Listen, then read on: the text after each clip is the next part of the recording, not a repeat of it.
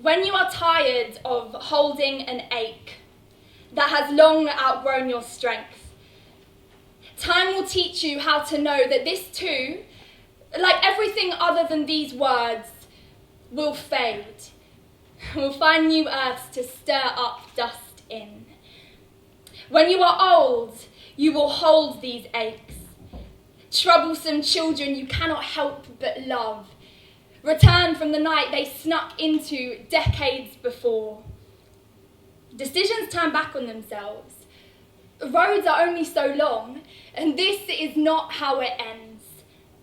All this too will pass, and it passes whilst you are sinking, and it is passing as you think of it, even as you pull the sheets not washed in weeks over your wilting body.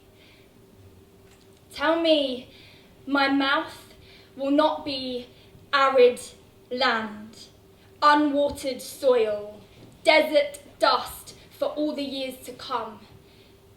Tell me there are flowers left to grow, preparing to sprout from my throat like a new tongue, colourful and seeking rain.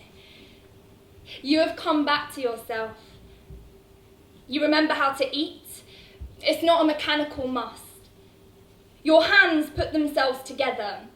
In prayer or poise, that is not the point. One fills the other with the same kind of feeling as when you touch a face that you thought would never be your painting to look at this closely.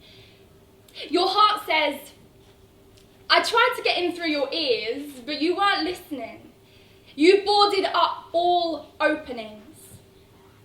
Your mouth says, I wondered when this famine would end. Stomach says, so easy to detach mind from body in these hectic hours that still feel hollow as empty wells. Your eyes say, you've never been away. There was always someone waiting for you, the other side of the forest, and though you thought it was the Amazon, it was the hallway in your first house. Barely wider than your hips, we knew you would not shelter long under the canopy of trees. Knowing anxiety in a new way, a persistent lover whom you let clamber over your sweaty heartbeats, you spot the difference between sympathy and empathy. The analogy of shoes is not enough. You are in somebody else's skin, even though you know it's your own. The woman, claustrophobic in her own body, did you ever hear anything as sad? As the woman who made bowling pins of her dreams, a bowling ball of her body, we have let the silence eat us, cut ourselves out of its stomach. So don't think I'm joking when I say words are food and fire and light. How to not make yourself feel trivial when you realise how much needs to be said by a mouth that is not your own. Come back to this truth. The poem you are most scared to read when there is someone you know in the audience. If the best poem you are yet to write is a song you do not know, blasting from a passing car window, how far would you travel by foot to find it?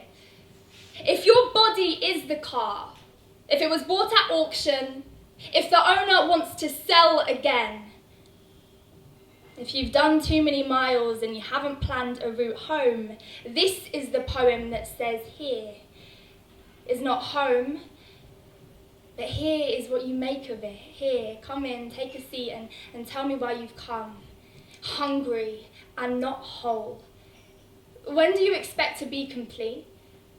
What will you do when you're all smooth edges and full moons people don't have to crane their necks to see?